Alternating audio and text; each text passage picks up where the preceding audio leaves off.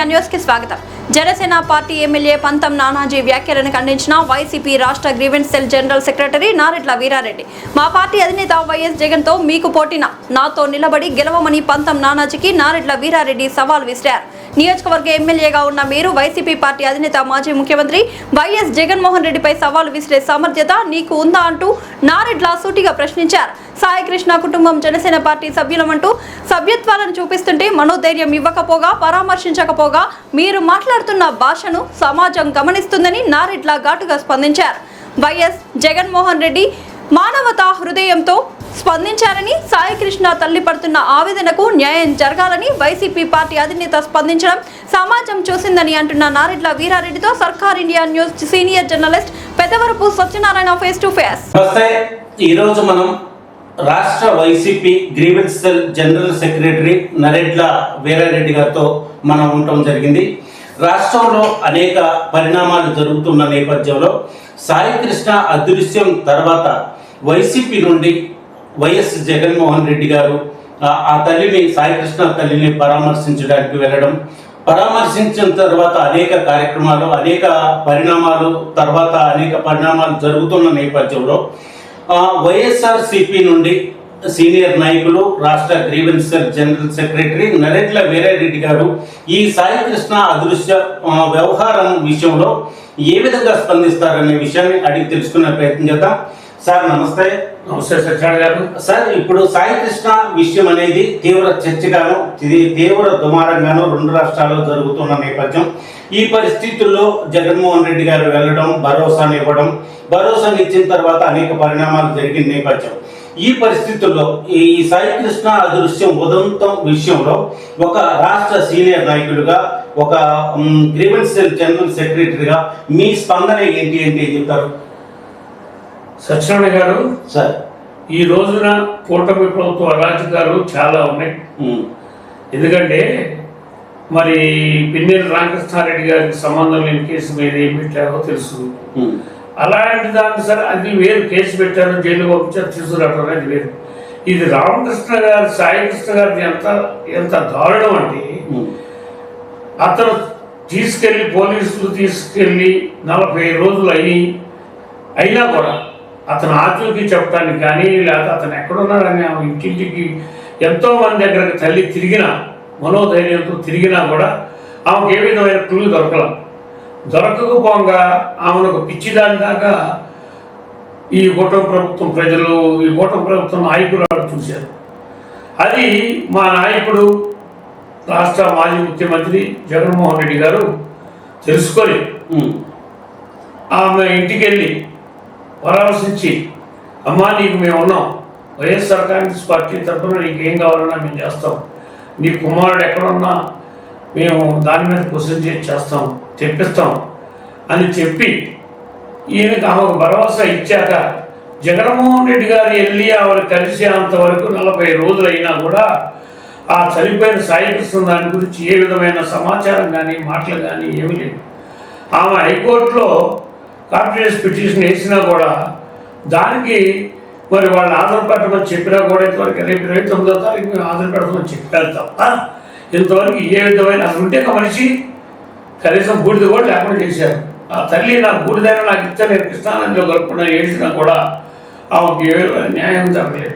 అంబటి రాంబాబు గారు ఈ విషయంలో, సార్, అంబటి రాంబాబు గారు మీరు అన్నట్లుగా అంబటి రాంబాబు గారు ప్రెస్ మీట్ లో సాయి కృష్ణ అదృశ్యం విషయంలో అసలు వ్యక్తిగా అసలు ప్రాణంతో ఉన్నాడా, శవంగా ఉన్నాడా, ఖననం చేశారా, బూడిదేం చేశారు అనే విధంగా అంబటి రాంబాబు గారు మీరు అడిగినట్టే ప్రశ్నలు అడిగిన సందర్భం ఉన్న నేపథ్యం. నిజమే, అంబటి రాంబాబు గారు కూలంకషంగా గవర్నమెంట్ మీద ప్రశ్నించారు. ఆయన అడిగిన దానికి ఒకదాని సమాధానం చెప్పకపోయినప్పుడే మళ్ళీ మా జగన్మోహన్ రెడ్డి గారిని ఆ ఇంటికి తీసుకెళ్ళడం జరిగింది. జగన్మోహన్ రెడ్డి గారు వెళ్ళిన తర్వాత 40 గంటల్లోనే తల్లిని పిలిపించి కేసు ఎఫ్ఐఆర్ ఇష్యూ చేసి నాగరాజు అనే సిఐని అరెస్ట్ చేయడం జరిగింది. చేసిన ఇప్పుడు వీళ్ళు చెప్పేది ఏంటంటే అతను మంచోడు కాదు, అతని మీద కేసులు ఉన్నాయి, అది ఇది అంటారు. ఫోర్స్ కేసు ఉంది అంటున్నారు. ఫోర్స్ కేసు మరదల చేత పెట్టించారు. ఆ మరదలే స్టేట్మెంట్ ఇస్తుంది వాళ్ళ కేసు కాదు అని. వీళ్ళు కావాలని అన్ని చెబుతున్నారు. వాళ్ళ మదర్ కూడా స్టేట్మెంట్ ఇచ్చింది. మరి ఇతను పోక్స్ కేసులో మర్డర్ కేసులో ఉన్నన్నారు, ఏది రుజువు అవ్వలేదు, రౌడీ షీటర్ అన్నారు. అయితే రౌడీ షీటర్ అయితే చంపేస్తారా, కాల్ చేస్తారా? చంపి శవాన్ని కూడా కనపడకుండా బొడి చేసేసి చేస్తారా? మరి అతని కృత్యాలు చేశాడు అన్నారు. అసలు ఈ నాగరాజు అనే సిఐ గారు ఎక్కడో ఈయన పుట్టుపూర్వతాలు ఏంటి, ఈయన ఆస్తులు ఏంటి, ఈయన వ్యవహారం ఏంటి, దీని అన్నిటి మీద కూడా ఇలాంటి తప్పుడు పనులు చేస్తే సంపాదించాడు. ఇతని వల్ల ఇప్పటికి ఒక అతను హాస్పిటల్లో ఉండని అంటున్నాను నాగరాజు గారి వలన. ఇంకొక అతను నేను తిరిగి ఆయన చెప్పి ఆయన వేధింపులు దానిలేక నేను ఆత్మహత్య చేసుకున్నాను అన్నారు. ఎస్సీ కుర్రాడు. ఇలాంటి చాలా ఈ నాగరాజు గారు అనే సిఐ వలన చాలా ఇబ్బందులు, చాలా మంది ప్రజలు చాలా రకాలుగా ఇబ్బంది పడటం జరిగింది. వాటన్నిటినీ చర్చించాలని చెప్పి చంద్రబాబు గారు ఎప్పుడు సంధించారు? 40 రోజుల్లో మనిషి కూటమి ప్రభుత్వంలో ఉన్న సభ్యులు మొత్తం చంద్రబాబు, పవన్ కళ్యాణ్ ఏంటి వీళ్ళందరూ కూడా దానికే కట్టుబడి ఉన్నారు. ఇప్పుడు పవన్ కళ్యాణ్ గారు రౌడీలు, వైఎస్ఆర్ పార్టీ కార్యకర్తలు రౌడీలు, కొండాలు చంపుతాము, తొక్కిపెట్ట తాళ్ళు తీస్తాము, తోలు తీస్తాము అని మాట్లాడుతున్నారు కదా. అది కాదు, నీవు మా పార్టీ కాదని వాళ్ళే చెప్తున్నారు. మేము జనసేన అంటున్నారు, జనసేన పార్టీ వాళ్ళు పబ్లిక్ చెబుతున్నారు. వాళ్ళ బాబాయ్ సభ్యుడు అంటున్నారు. ఇప్పుడు వైసీపీ కొండాలా, తెలుగుదేశం కొండాలా, జనసేన కొండాలా చంపింది సాయికృష్ణని? అది చెప్పకుండా మా పార్టీని కొండాలంటాం అనేది ఆయన విగ్రహకు వదిలేద్దాం, అది వేరు. వైసీపీకి, టీడీపీకి, జనసేనకు ఎటువంటి సంబంధం లేదు.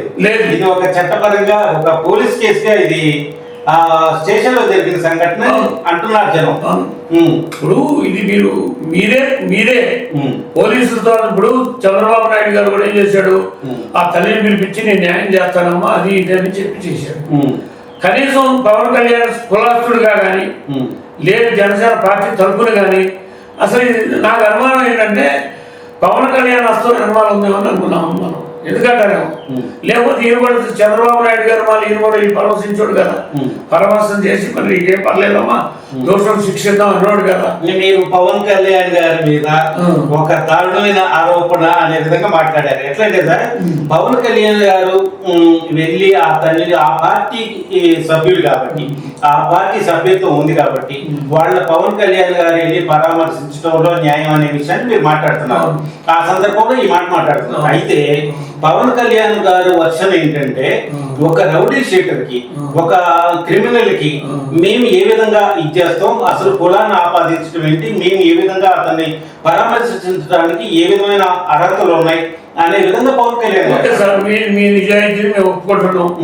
ఇప్పుడు మొన్న ఆయన ఎమ్మెల్యే గారు అమ్మాయి మీద రేపు కేసులు నన్ను నాశనం చేసింది ఇవన్నీ చెప్పి మీ ఎమ్మెల్యే జనసేన ఎమ్మెల్యే మీద పెట్టింది కదా. మరి ఆ జనసేన ఎమ్మెల్యే నేను మొన్న ఢిల్లీ తీసుకెళ్లి నీ మీటింగ్ లో కూర్చోబెట్టుకుని ఎందుకు మాట్లాడు? అరవశ్రీధర్ ఎందుకు తీసుకెళ్ళావు? అరవశ్రీధర్ తీసుకెళ్ళి ఢిల్లీ ఎందుకు తీసుకెళ్ళావు? ఆ అబ్బాయి నీ దగ్గర నీకు కూడా వచ్చి విన్నవించుకుంది కదా, నువ్వు నేను ఎంత సత్యశీలుడు నోడివి, అతను ఢిల్లీ నువ్వు మీటింగ్ తీసుకెళ్ళకూడదుగా, నేను సస్పెండ్ చేసింది అన్నావు కదా. మరి అంటే ఒక పక్కన పైకి మాట్లాడి రౌడీని పోషిస్తున్నట్టే కదా నువ్వు. అంతేగాని నేను రౌడీ గారిని రౌడీలు అయితే చంపేస్తారా? రౌడీ షీటర్లు అయితే చంపేస్తారా? ఎవరు ఇచ్చారు హక్కు పోలీసులు కానీ కానీ? ఇప్పుడు మీరు చెప్పేది రౌడీని మీరు ప్రొటెక్ట్ చేయమంటారా? చంపడం న్యాయం అంటారా? పవన్ కళ్యాణ్ గారు రౌడీలు చంపడం న్యాయమా?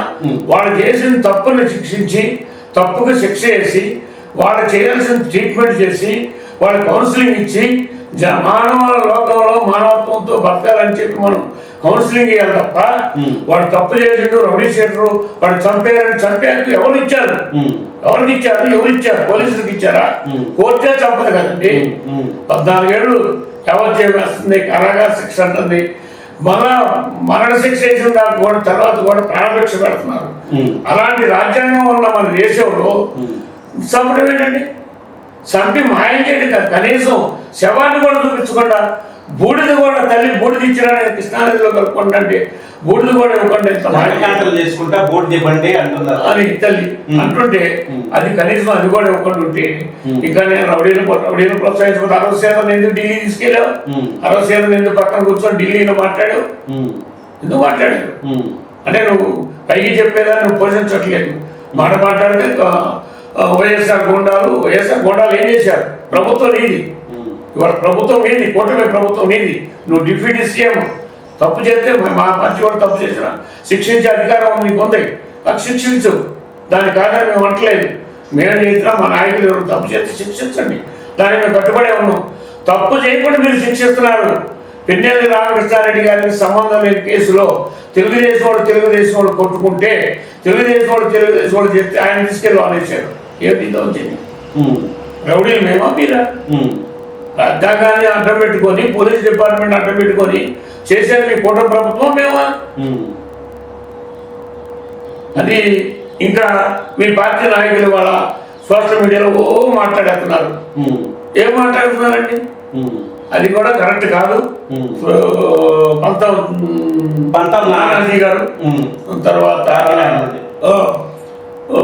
తిరుపతి కిరణ్ రాయ్ కూడా మాట్లాడిన సందర్భం ఉన్న నేపథ్యం మరి ఈ పంతం నానాజీ గారి విషయానికి వచ్చే వరకు సార్ ఇప్పుడు కాకినాడ రూరల్కి వచ్చి జగన్మోహన్ రెడ్డి గారిని అక్కడ పోటీ చేయమని సవాల్ విసిరాశారు దీని మీద మీ స్పందన ఏంటి ఆ విషయంలో కొంచెం పరిశోధనని కూడా నానాజీ గారు వాడిన సందర్భం అవును వాడచ్చు గౌరవం కాబట్టి ఏదైనా మాట్లాడతారు కానీ మనం వాళ్ళకి వదిలేండి పంతం నానాజీ గారు ఎవరు అసలు ఎవరు పవన్ కళ్యాణ్ సీట్ ఇస్తే గెలిచావు నేను ఇండిపెండెంట్ గా రా పోటీ చేస్తాను నువ్వు ఇండిపెండెంట్ గా పోటీ చేస్తే అమరావతిలో పోటీ చేస్తావు రా లేదు రాజధాని ఎన్టీఆర్ జిల్లాలో పోటీ చేస్తావరా కృష్ణా జిల్లాలో పోటీ చేస్తావరా నీ కాన్స్టిట్యున్సీని వదిలిపెట్టరా నేను ఏ ఎమ్మెల్యేని ఏమీ కాదు నేను ఒక రాష్ట్ర నాయకత్వంగా ఉంటున్నా నువ్వు ఇండిపెండెంట్ చేయి నీ మీద నేను ఇండిపెండెంట్ చేస్తా నువ్వు గెలుస్తూ నువ్వు డబ్బులు ఖర్చు పెట్టద్దు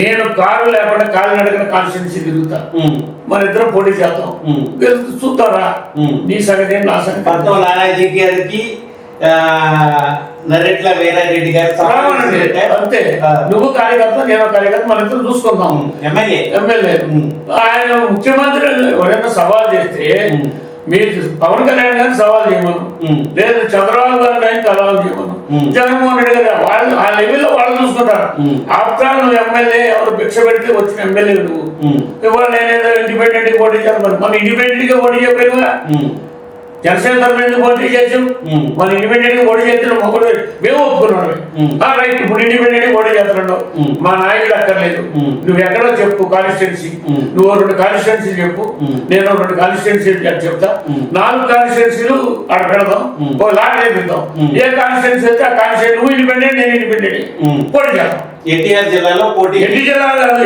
ఎక్కడైనా సరే ఎన్టీఆర్ కానీ కృష్ణా కానీ 2 జిల్లాలో ఎక్కడ పోటీ చేయడానికి రమ్మంటున్నారు రావాలి చేద్దాం పోటీ ఊరికేదో కూర్చొని మైకపోతే కాదు జన్మ కాదు జనసేన లేకపోతే నువ్వు లేవు జగన్మోహన్ రెడ్డి గారు లేకపోతే నేను లేను ఒప్పుకోవాలి అంతేగాని ఇండిపెండెంట్ పోటీ జగన్మోహన్ రెడ్డి రావాలనేది మగోడు గారు నువ్వు నీ చరిత్ర ఏంటి తెలుసుకో ఒకసారి నువ్వు 1912 గారు ఇంటి పేరు నాదనుకో ఇరవైతున్నా ఏంటి చిరంజీవి గారిని తీసుకొని మీ పవన్ కళ్యాణ్ రాజకీయాల్లోకి వచ్చిండు చివరి చిరంజీవి బ్రాండ్ లేకుండా ఈయన సినిమా యాక్టర్ అయినా చిరంజీవి లేకుండా ఈయన ఇంత వాడైనా ఏదైనా అట్లా మాట్లాడటం లేదు కరెక్ట్ కాదు దానికి దమ్ముంది మా నాయకుడు అక్కడ నేను చెబుతున్నారా నువ్వు ఎక్కడ పోటీ చేస్తావు నేను అక్కడ పోటీ చేస్తాను నువ్వు రూపాయలు చేసి నామినేషన్ డబ్బులు తప్ప జేబులో రూపాయలు తీయకుండా కారు లేకుండా నియోజకవర్గం మొత్తం పాదయాత్రలు చేసి తిరిగి ఓటు వేసుకుందాం అడుగుదాం రా అయితే సార్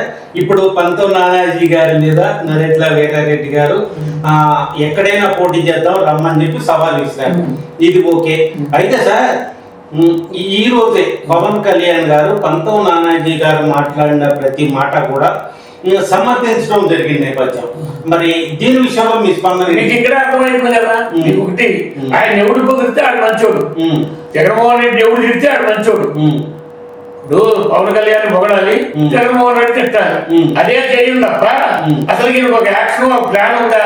లేదు కదా. గుండె మీద గుండాలు వాళ్ళు మమ్మల్ని అది చేసి గుండాకి చేసేది వాళ్ళు, గుండాలు చేసేది పవన్ కళ్యాణ్ గారి పార్టీ వాళ్ళు. మమ్మల్ని అంటే వీటికి ఆయనకు ఒక నిబద్ధత ఉంటే కదా సార్ పవన్ కళ్యాణ్ గారికి. నానాజీ గారు ఏది జగన్మోహన్ రెడ్డి గారు ఇచ్చాడు కాబట్టి మంచోడు. అసలు చచ్చిపోయినోడు ఏంటి బాధ ఏంటి? మనిషిని చంపడం అనేది అది రాజ్యాంగంలో ఎక్కడ ఉందా అని అడగాల్సింది పోయి నువ్వు మాట్లాడు. జగన్మోహన్ రెడ్డి తింటే గొప్ప లెక్కలో